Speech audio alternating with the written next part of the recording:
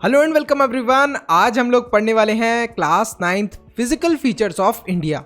अब ये physical features का मतलब क्या होता है, जरा मोटू लाल और चीकू से जान लेते हैं। अरे भैया, फिजिकल फीचर का तो मतलब यही होता है ना, जैसे हमारी नाक हो गई, हमारी आंखें हो गई, हमारी ठोड़ी हो गई। अब जरा चीकू को ही देख लो भैया, उसके पास तो नाक ही नहीं है। हा हा हा हा हा। अरे मैं क्या करूं, मेरे पास नाक ही नहीं है तो। लेकिन मोटूलाल, जो तुम्हारी नाक है वो भी तो पकोड़े जैसी है, इस पे चटनी लगाओ और खा जाओ मजे से। अरे तुम दोनों को ही फिजिकल फीचर्स का एग्जैक्ट मतलब नहीं पता। जब हम लोग फिजिकल फीचर ऑफ इंडिया की बात कर रहे हैं तो इंडिया के फीचर्स जैसे कि इंडिया के अंदर जो माउंटेन्स हो गए, रिवर्स हो गए, प्लेटो हो गए, प्लेन्स हो गए, इन सब की बात करने वाले हैं। तो शुरुआत करते हैं। ये देखो कितना सुंदर सा ये एनिमेटेड ड्राइंग है। इसके अंदर देख सकते हो माउंटेन है और ये प्लेन्स हैं, प्लेन्स के ऊपर रास्ता है, ट्रीज हैं। तो इसी तरीके से कुछ हमारा इंडिया है। जो इंडिया है काफ़ी बड़ी कंट्री होने की वजह से हमें बहुत सारे फिजिकल फीचर्स देखने को मिल जाते हैं, जैसे कि माउंटेन्स, प्लेन्स, डेजर्ट, प्लेटोज और आइसलैंड भी देखने को मिलते हैं। अरे वाह, एक इंडिया और उसके अंदर इतनी सारी यूनिक वैरायटीज। बिल्कुल। तो यहाँ पर ये जो फिजिकल फीचर्स हैं, आखिर ये फॉर्म कैसे हुए इंडिया के, तो हम लोग चलते हैं कुछ साल पहले। कुछ साल पहले हमारी पूरी दुनिया ऐसी दिखती थी। कैसी दिखती थी? बिल्कुल ऐसी। और इसे ही हम लोग बोलते हैं सुपर कॉन्टिनेंट।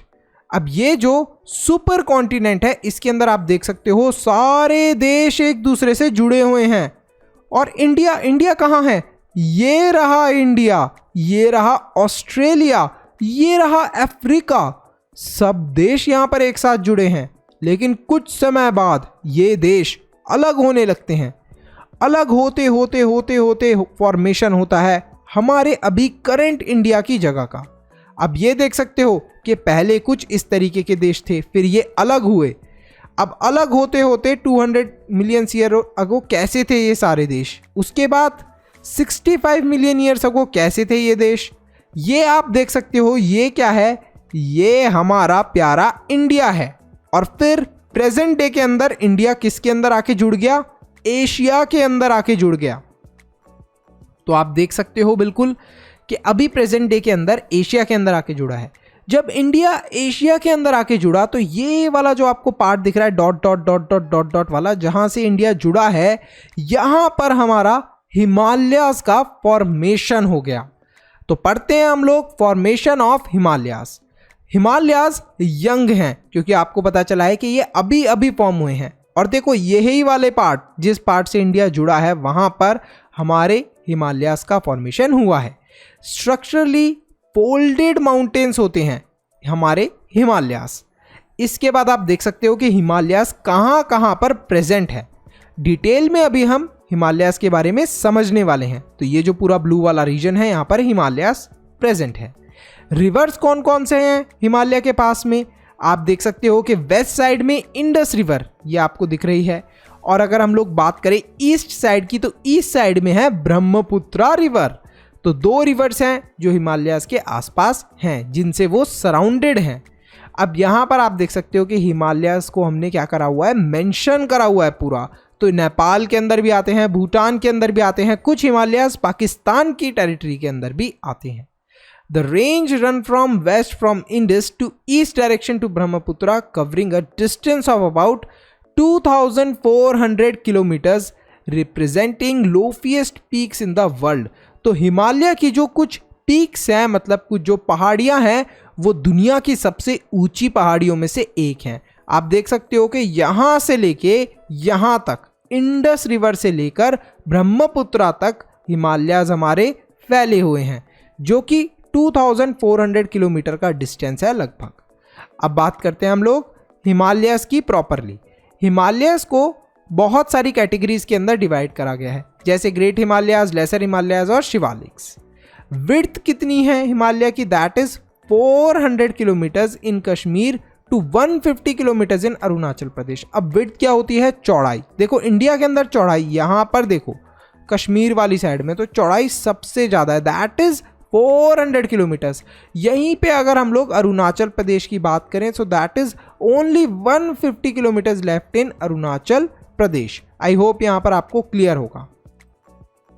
ऑल्टीट्यूड या फिर हाइट, हाइट क्या है, काफ़ी ज़्यादा वेरिएशन है हाइट के अंदर हिमालयाज़ की। जो ईस्टर्न हाफ है वो क्या है, बड़े हैं हमारे हिमालयाज़ के माउंटेन ईस्टर्न हाफ वाले कंपैरेटिवली टू वेस्टर्न हाफ वाले हिमालयाज़ से। सबको देखेंगे एक एक करके। सबसे पहले हम लोगों ने हिमालयाज़ को भी डिवाइड करा, तो किस बेसिस पे करा, लॉन्गिट्यूडनल डिवीजन करा हमने, मतलब कि हाइट के बेसिस पे। तो जो सबसे ग्रेट यानी कि जो सबसे बड़े या फिर इनर हिमालयाज या फिर हम उन्हें क्या बोलते हैं, हिमाद्री, अलग अलग नाम है लेकिन ये है एक ही चीज, द ग्रेट और इनर हिमालय और the Himadri. It is the north most range and most continuous range consisting of loftiest मतलब highest peak with an average height of 600 metres. और इसके अंदर काफ़ी सारी फेमस पीक्स आती हैं। बता सकता है कोई कि कौन कौन सी फेमस पीक्स आती होंगी, आइडिया मार के ही बता दो कमेंट सेक्शन के अंदर। ये जो फोल्ड्स हैं ये एसिमेट्रिकल हैं, सिमेट्रिकल मतलब कि एक प्रॉपर शेप। जैसे ये देखो ये है सिमेट्री, लेकिन इसे हम लोग बोल देंगे एसिमेट्री। तो यहाँ पर क्या है, ये फोल्ड्स एसिमेट्रिकल, प्रॉपर शेप नहीं है।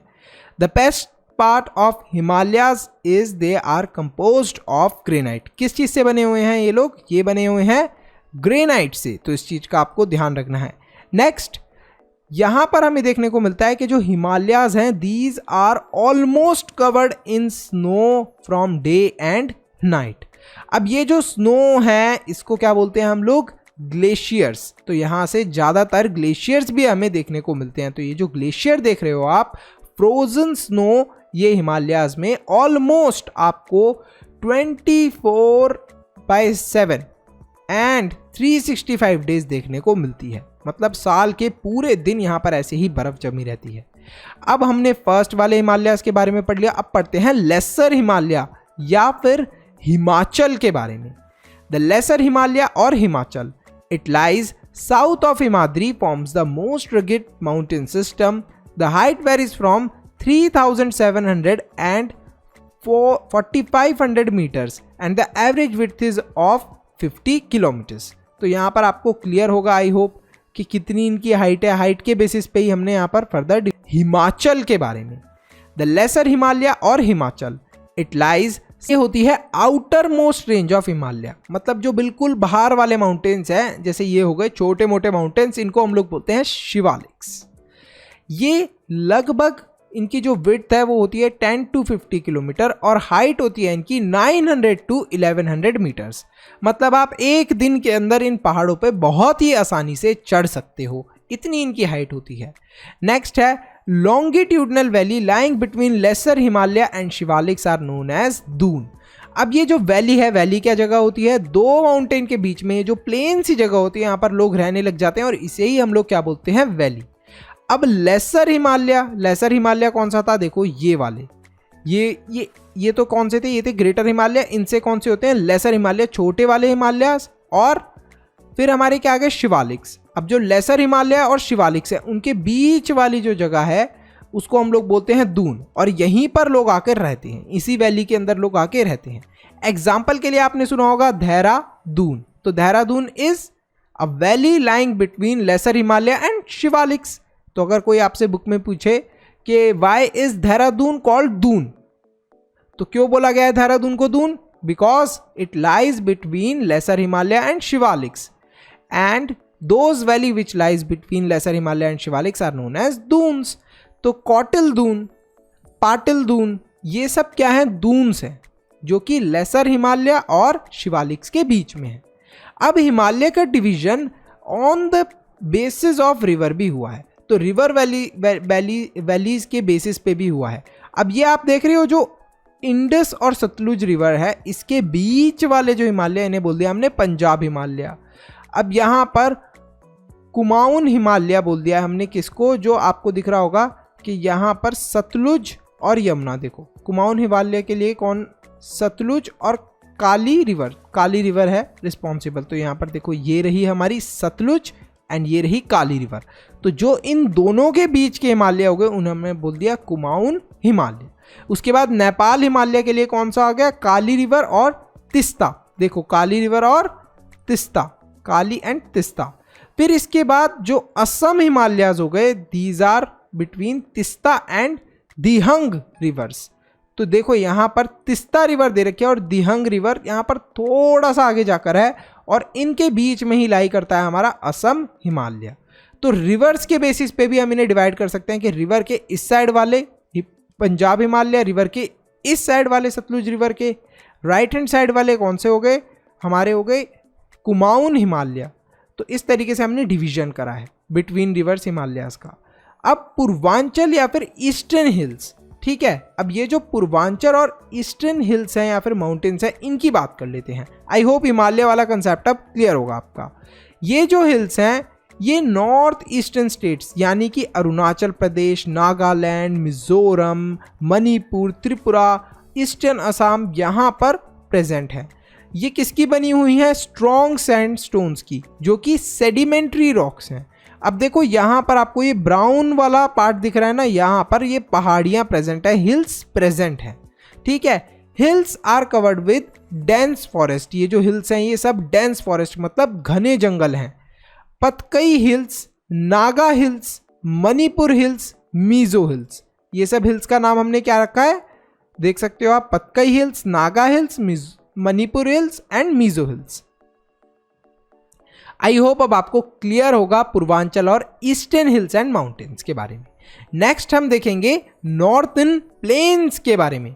अच्छा, ये जो नॉर्थर्न प्लेन्स है आप देख सकते हो कि ये पूरे के पूरे प्लेन मतलब कि कोई जगह जो प्लेन हो गई, जैसे कि ये एरिया, इसको हम लोग बोलेंगे प्लेन। ये कहाँ कहाँ पर प्रेजेंट है, तो ये जो ऑरेंज शेड मार्क्ड है मैप के अंदर, यहाँ पर हमारे नॉर्थर्न प्लेन्स प्रेजेंट हैं। अब ये जो नॉर्थर्न प्लेन्स होते हैं ना, ये बने किस चीज़ से हैं, तो यहाँ पर कुछ रिवर्स हैं जिनका यूज़ करके हमने इन्हें डिवाइड करा है और अंडरस्टैंड करा है। तो इंडस, ब्रह्मपुत्र और गंगा, इन 3 रिवर्स की वजह से मेनली दे आर रिस्पॉन्सिबल, जिनकी वजह से हम नॉर्थर्न प्लेन्स को मार्क कर सकते हैं, मतलब पहचान सकते हैं, समझ सकते हैं। तो नॉर्थर्न प्लेन्स के अंदर देखिए ब्रह्मपुत्र यहाँ पर प्रेजेंट है असम के अंदर, गंगा यहाँ पर प्रेजेंट है नियर उत्तर प्रदेश, बिहार, और यहाँ पर इंडस रिवर यहाँ पर प्रेजेंट है। अरे एक बहुत ही इंपॉर्टेंट चीज़ तो तुम करना ही भूल गए, फटाफट वीडियो को लाइक कर दो और चैनल को सब्सक्राइब कर दो। सब्सक्राइब के साथ में ज्वाइन का बटन होगा, उस पर क्लिक करके आप मेंबर भी बन सकते हो।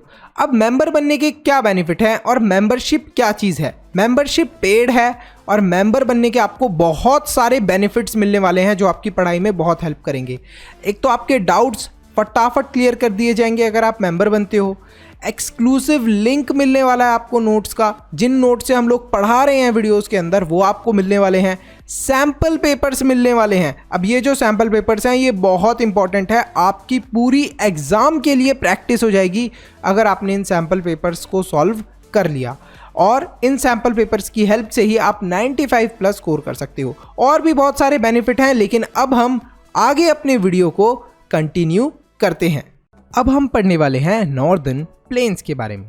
इनको ब्रॉडली डिवाइड करा गया है 3 पार्ट्स के अंदर। सबसे पहले द पंजाब प्लेन्स, उसके बाद द गंगा प्लेन्स और फिर ब्रह्मपुत्र प्लेन्स। बेसिकली जो पंजाब प्लेन्स है इसके अंदर northern plain formed by the Indus and its tributaries आता है। तो इंडस रिवर जो है और उसकी ज़्यादातर जो ट्रिब्यूटरीज हैं उसके अंदर हमारा पंजाब प्लेन्स आता है।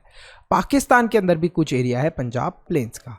फिर बात करते हैं गंगा प्लेन्स की। यहाँ पर घाघर और जो तिस्ता रिवर है, ये पूरा का पूरा जो स्टेट्स है हमारे नॉर्थ इंडिया के, हरियाणा, दिल्ली, यूपी, बिहार, पार्शली झारखंड और वेस्ट बंगाल, यहाँ तक ये गंगा प्लेन्स हमारे अवेलेबल हैं। नेक्स्ट है ब्रह्मपुत्र प्लेन।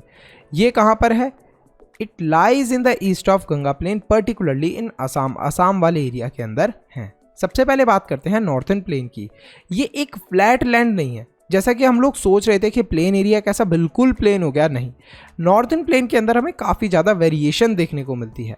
सबसे पहले आते हैं भाबर, ठीक है। अब ये भाबर क्या चीज़ है? देखो, जब मैंने बात करी थी कि प्लेन एरिया की, तो यहाँ पर ये जो माउंटेन्स हैं, माउंटेन्स के बाद ये प्लेन एरिया स्टार्ट होता है। माउंटेन से जो रिवर फ्लो हो रही होती है उसके अंदर बहुत सारे स्टोन्स आ जाते हैं कलेक्ट होके, और यही स्टोन्स डिपॉजिट हो जाते हैं, और इस एरिया को हम लोग बोल देते हैं भाबर वाला एरिया, जहाँ पर क्या है, जहाँ पर छोटे छोटे स्टोन्स कलेक्टेड हैं। उसके बाद जब इन स्टोन्स से हम लोग थोड़ा आगे आए हैं, ये देख रहे हो आप यहाँ पर रिवर टाइप जो फ्लो कर रही है, इसी वाले एरिया को हम लोग बोल देते हैं तेरई। देखिए भाबर के बाद क्या आ गई, तेरई। अब ये जो तेरई होती है ना, ये एक तरीके का मार्शी एरिया होता है, यहाँ पर कीचड़ कीचड़ होता है, कीचड़ टाइप एरिया होता है, दलदल टाइप एरिया होता है।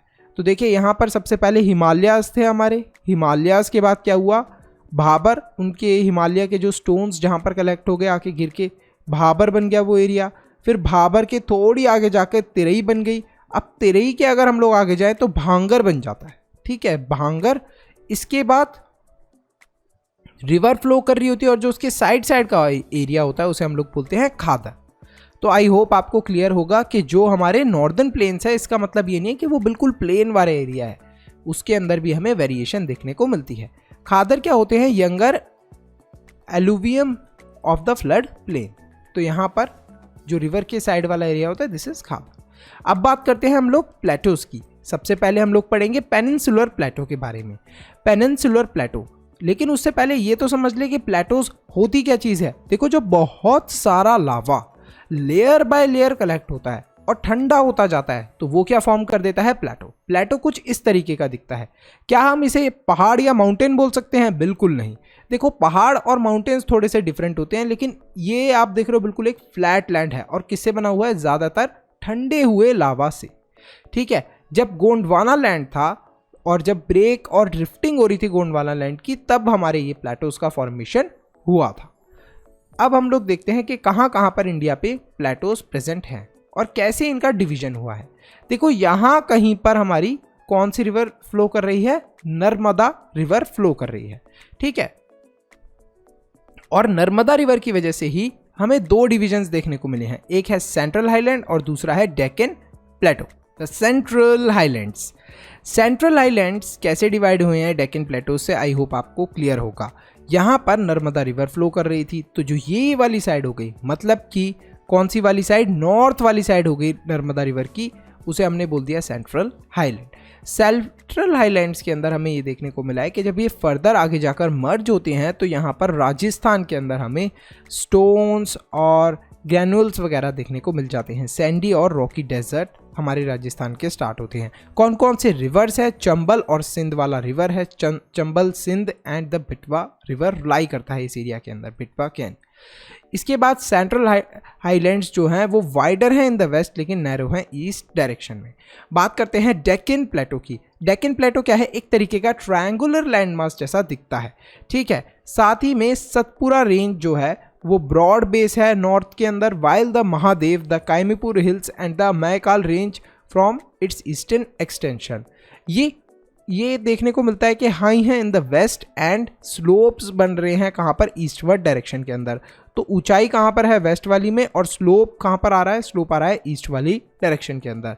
अगर बात करें डेक्कन प्लेटो की, तो ये विजिबल है in the north east direction also. देखिए नॉर्थ ईस्ट कौन सा है, नॉर्थ ईस्ट ये वाला एरिया हो गया, देखिए असम वाला, यहाँ पर भी हमें डेक्कन प्लेटोज देखने को मिल रहे हैं।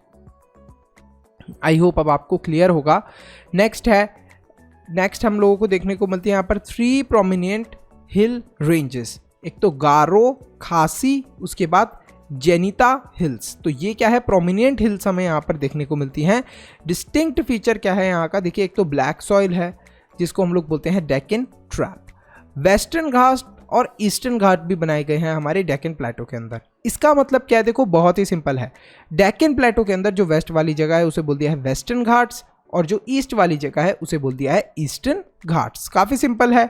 अब देखिए वेस्टर्न घाट्स और ईस्टर्न घाट्स का क्या डिफरेंस है। वेस्टर्न घाट्स जो हैं वो अरेबियन सी के अराउंड है यहाँ पर, ठीक है, यहाँ पर अरेबियन सी है, दैट इज वाई हमने बोला है कि they lie along Arabian Sea. Eastern Ghats they lie along Bay of Bengal. Bay of Bengal यहाँ पर है, काफ़ी आसान होगा आपके लिए। Stretch from the Tapi river to Kanyakumari, यहाँ कहीं पर तापी रिवर है और फिर यहाँ पर कन्याकुमारी है, आपको पता है, तो वहाँ से लेके यहाँ तक ही प्रेजेंट है। From Mahadevi valley to Nilgiris in the south, तो नीलगिरीज एरिया तक ये प्रेजेंट है ईस्टर्न घाट्स। अगर यहाँ पर बात करें हम लोग हाइट की, तो एवरेज हाइट जो है वेस्टर्न घाट्स के अंदर 900 to 1600 मीटर्स है, जबकि ईस्टर्न घाट्स के अंदर ओनली 600 मीटर्स है। तो काफ़ी ज़्यादा छोटे हैं ईस्टर्न घाट्स वाले हमारे प्लेटोज।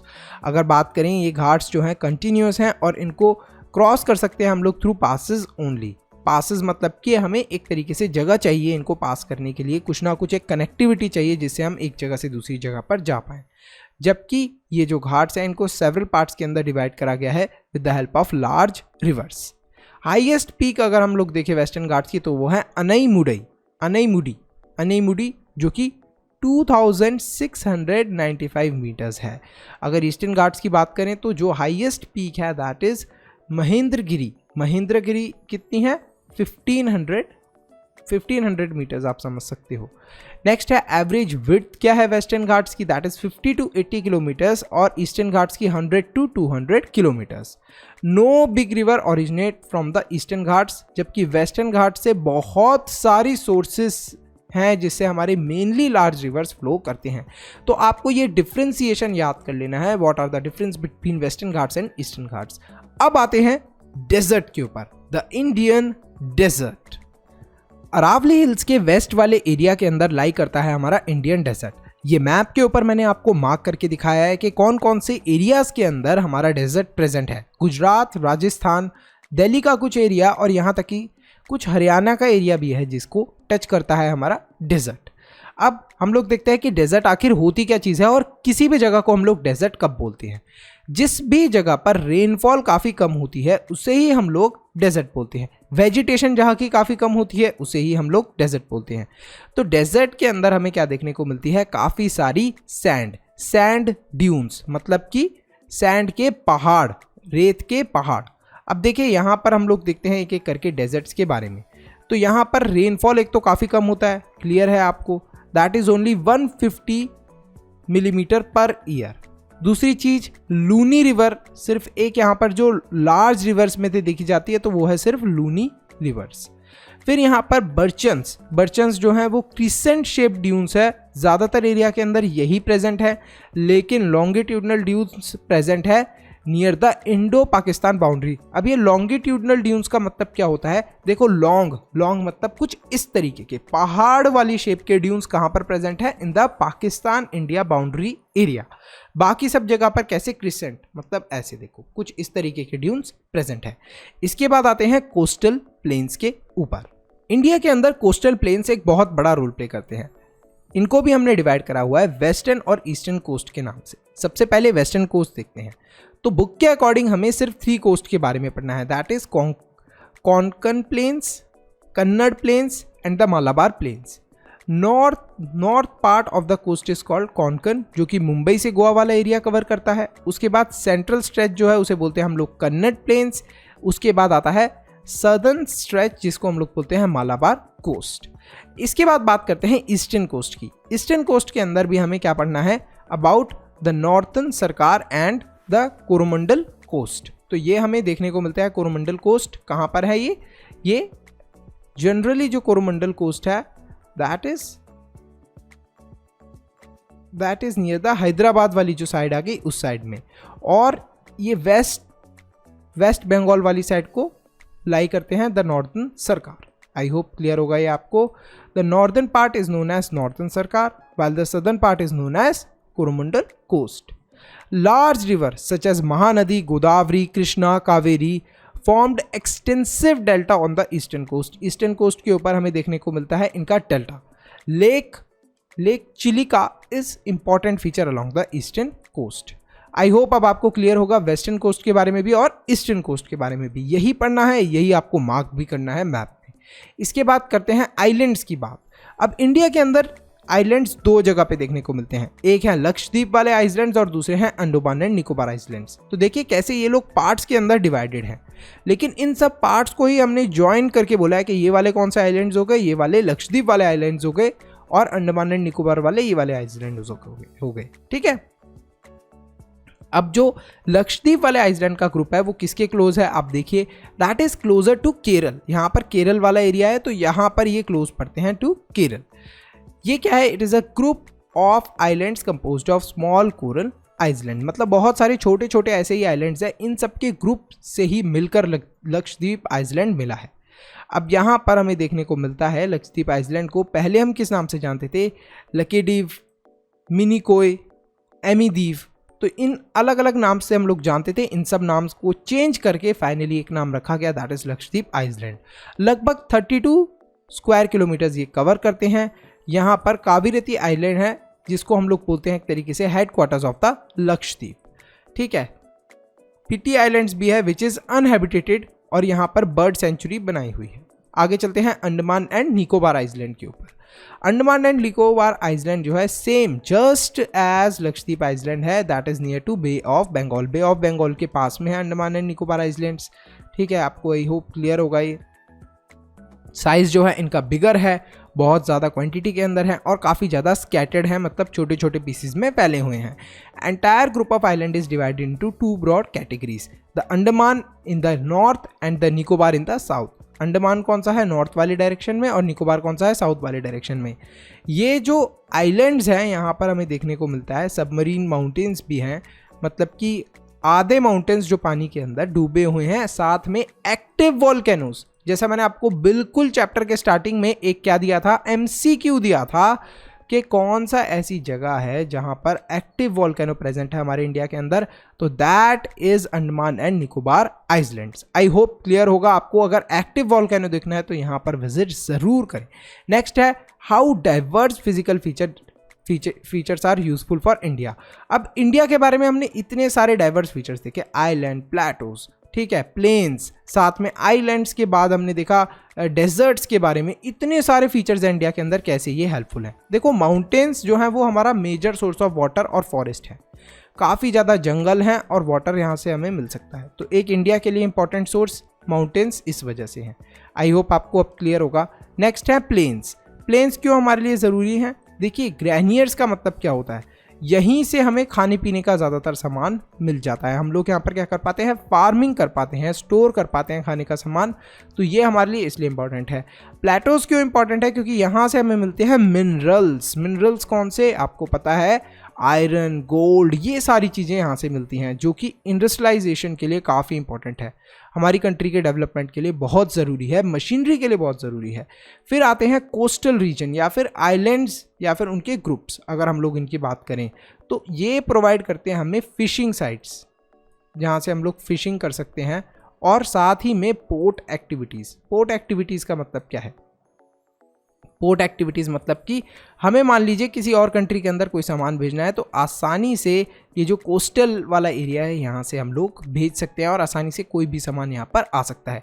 तो अब आपको पता चला कि इंडिया की इतने सारे अच्छे फिजिकल फीचर्स हैं, इसी वजह से हमारा इंडिया, हमारा देश सबसे महान है, और यहीं पर हमारा ये चैप्टर खत्म होता है। आई होप स्टूडेंट्स आपको अच्छे से समझ में आया हो। Thank you for watching this video. Video को लाइक करो, चैनल को सब्सक्राइब करो। सब्सक्राइब के साथ में एक ज्वाइन का बटन होगा, उस पर क्लिक करके आप मेंबर बन सकते हो। नोट्स मिलेंगे आपको, सैम्पल पेपर मिलने वाले हैं जो कि बहुत इंपॉर्टेंट होने वाले हैं आपके एग्जाम के लिए, और भी बहुत सारी इंटरेस्टिंग चीज़ें हैं जो आप देख सकते हो। So see you in the next video. Bye bye till then.